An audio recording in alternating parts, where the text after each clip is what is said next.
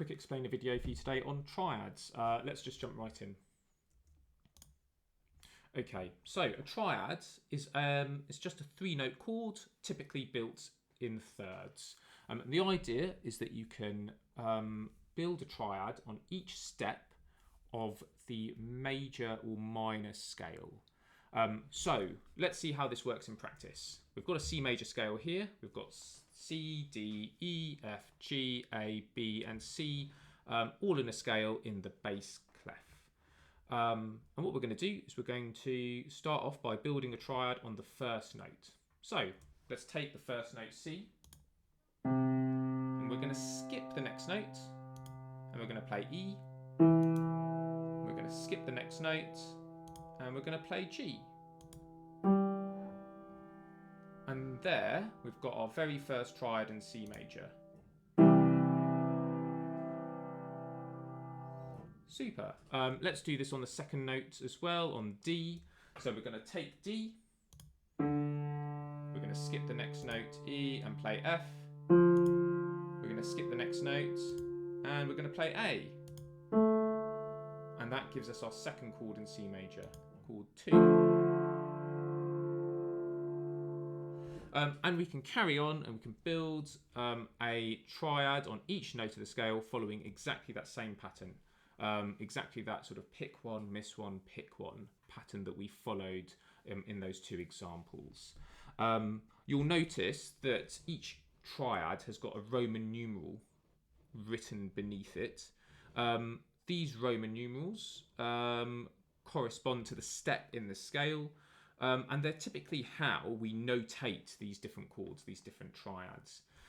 So this is chord 1, this is chord 2, this is chord 3, this is chord 4, this is chord 5, this is chord 6, this is chord 7, and we're back to chord 1. You'll also notice that some of these Roman numerals are in capitals, and some of these Roman numerals are in lowercase. The capital Roman numerals are major chords, and the lowercase Roman numerals are all minor chords. So you'll notice that chords 1, 4, and 5 are all major chords, are all major triads. And chords 2, 3, and 6 are all minor triads. Chord 7 is a bit of a special case. It's a diminished triad. It's not quite a major triad. It's not quite a minor triad. It's a different beast altogether. So it's just one to watch out for. But what we can say is that in a major scale, chords 1, 4, and 5 are always major. Chords 2, 3, and 6 are always minor. Right, okay, so that's, broadly speaking, how triads work. Let's have a look at what else we need to consider with them. So, those 3 notes in a triad can be written and played in different orders. I've got here our sort of C major triad, our sort of chord 1 in C major here again, but this time in treble clef. You can see that we've got a C, E, and a G.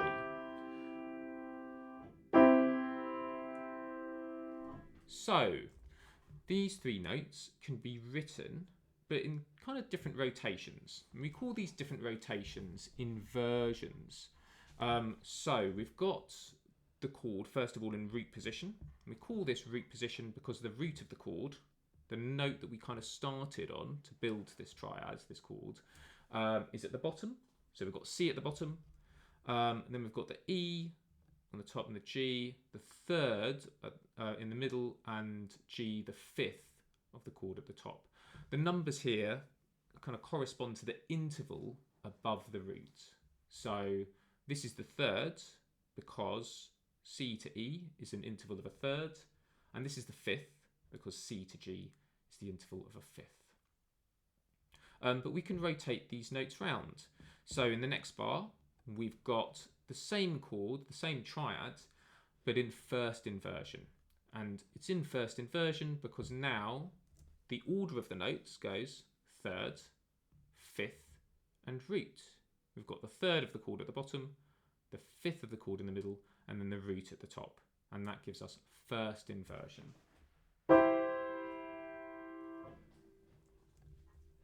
If we rotate it around once more, so we've got the G, the fifth of the chord at the bottom, the root in the middle, and then the E, the third of the chord on the top, we get second inversion.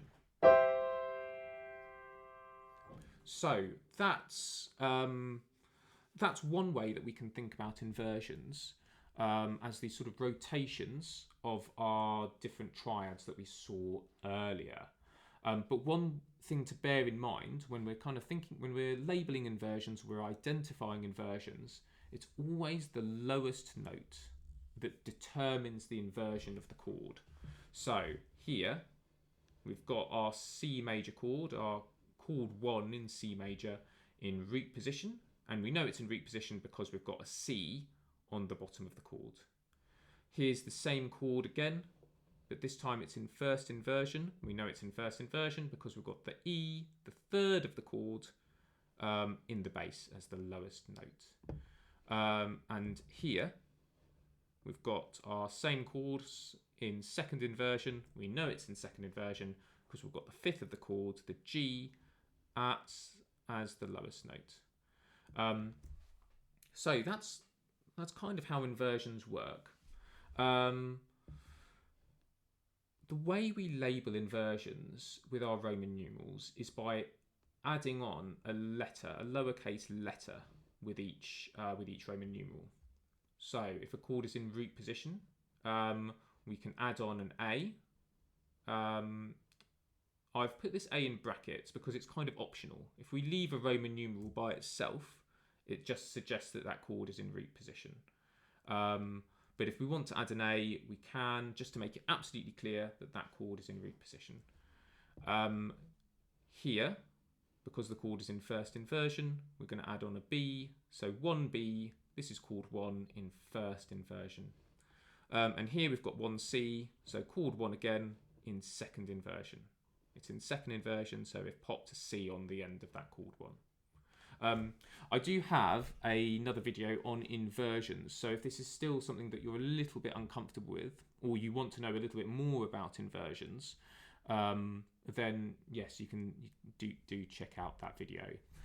Right, so how might we use this knowledge of chords and inversions in practice to kind of identify what's going on? So let's have a look at this extract. This is a short extract from a piece in C major. And at the bottom here, I've got the chords, all of the chords in C major, through from chords 1, 2, 3 up to chord 7. So the first thing I'm going to do is I'm going to have a look at some of these chords. I'm going to have a look at the chord in bar 1 to begin with.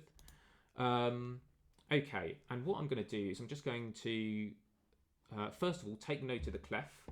We've got a treble clef here, so all these notes are in treble clef. And I'm just going to identify the notes in the chord. So we've got a C, we've got a G, and we've got an E. And that seems to repeat. It goes C, G, E, G, C, G, E, G. So all of those notes fit within chord 1. And so I can say with certainty that this is going to be chord 1. The lowest note in that chord is this C, so it's chord 1 in root position, chord 1A. Let's have a look at another chord.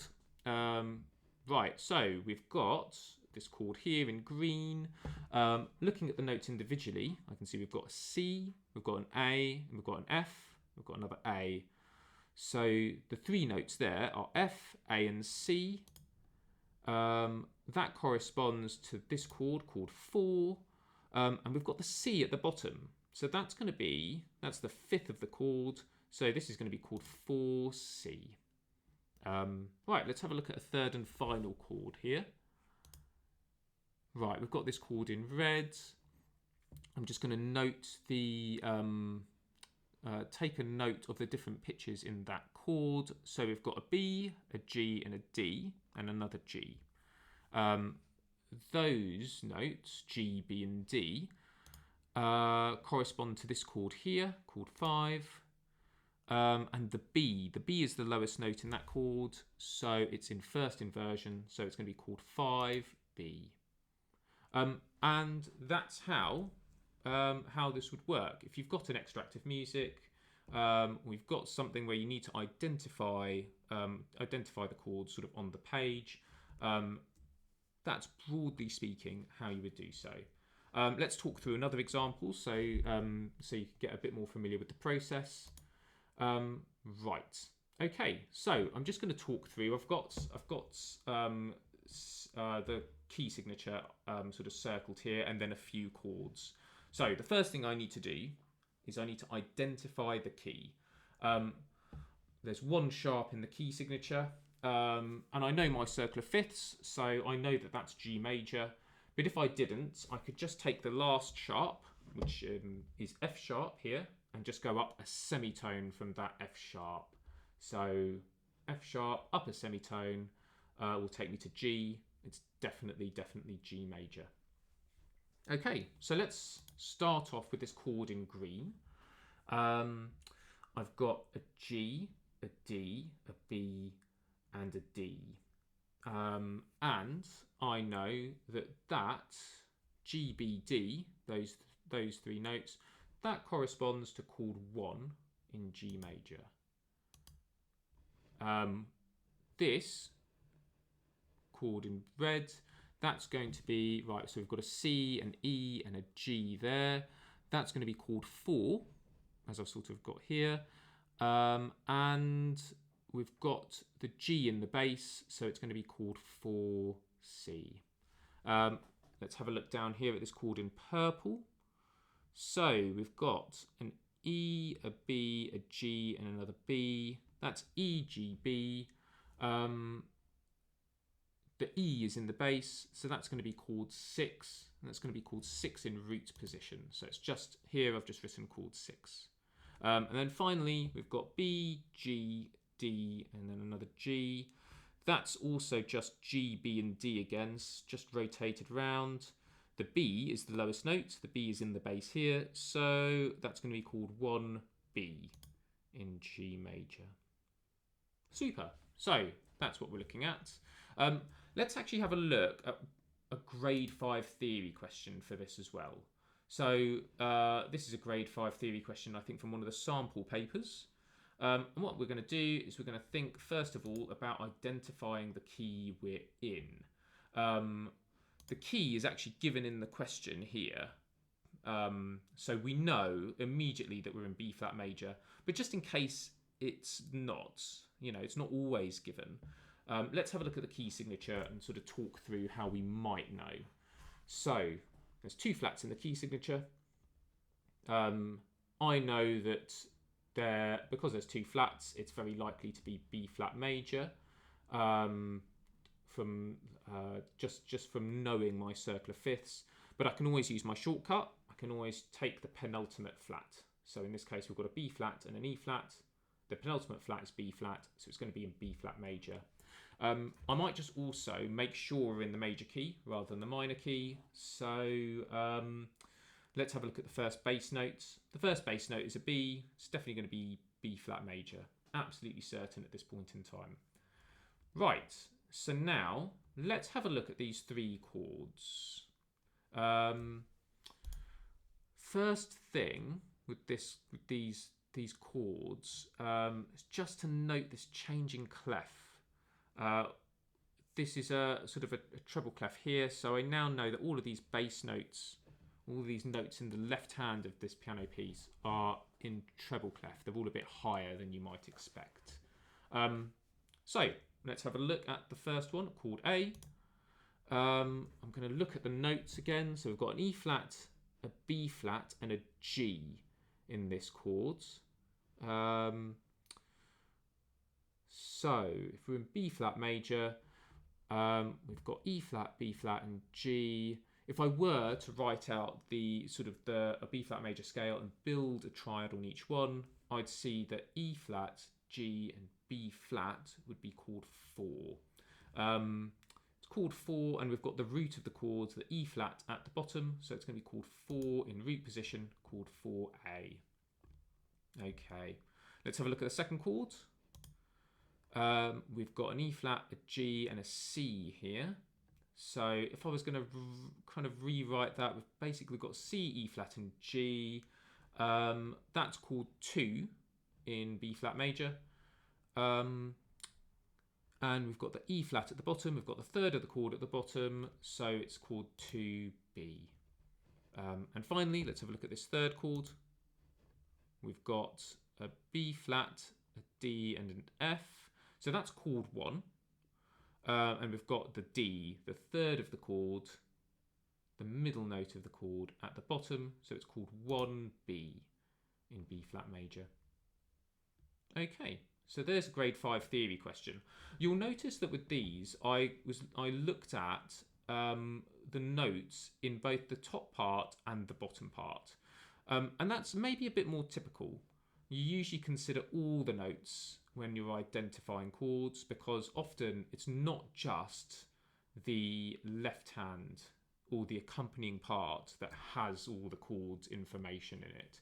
It can be spread across the accompaniment and the melodic line as well. Right, so let's have a look at another grade 5 theory question. And this is more about identifying chords that would suit a melodic line. This is more about harmonising a melody. So we've got a short melody. We're going to think about what key we're in again. We've got 1 sharp, so I'm confident that we're in G major here.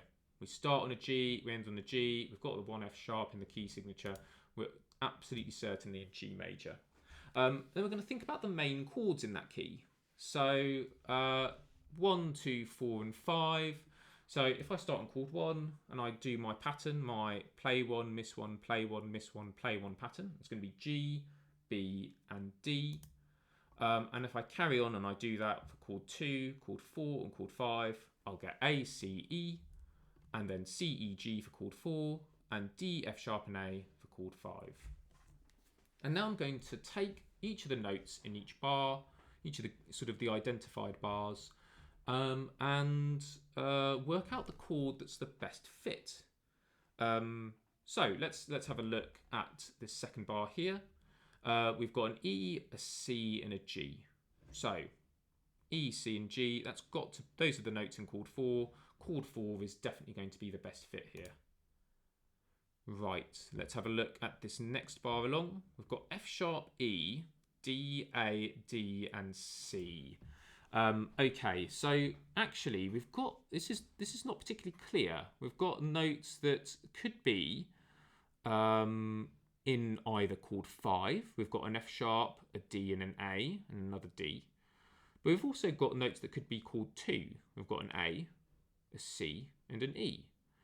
And in this instance, it's better to look at the notes that are on the beat. So in this case, this note is on the beat. We're in 3, 4, that's on the first beat of the bar. That D is on the second beat of the bar. And that D is on the third beat of the bar. And also, we might consider that, or we might consider the opposite. This E is on the off beat, is on a weak place in the bar, and this C is also in a weak place in the bar. So this is far more likely to be chord 5 than chord 2, even though if we're just considering notes, chord 2 might be an option. But definitely chord 5, because the notes for chord 5 are on the main beats of the bar. Let's have a look at this third bar. We've got a B, a G and a D. So this is more straightforward. G, B, D. That's going to be chord 1. This next bar down, we've got an E, a D, a C, a G, a C and an E. And again, this is maybe one that isn't so straightforward because we've got this D, this outlier. But again, this D is in a weak place in the bar. It's on the off beat. And so if we just look at the notes that are on the main beats, we've got E, C and C. And then if we combine it with this G here, it makes chord 4 a very likely option for this bar. Right, let's have a look at this last bar. We've got a D and a G. The only chord we've got here amongst our sort of 4 main chords that's got a D and a G in it is chord 1. So it's got to be chord 1 in this final bar. Right, so that's how triads kind of work in a key. We've talked a little bit about how to build triads. We've talked a little bit about how inversions of a triad work. And we've had a go at identifying identifying triads, identifying chords in a piece of music, and also in harmonizing a melody using the main triads in a key. I hope that's been helpful. Thank you very much, and see you next time.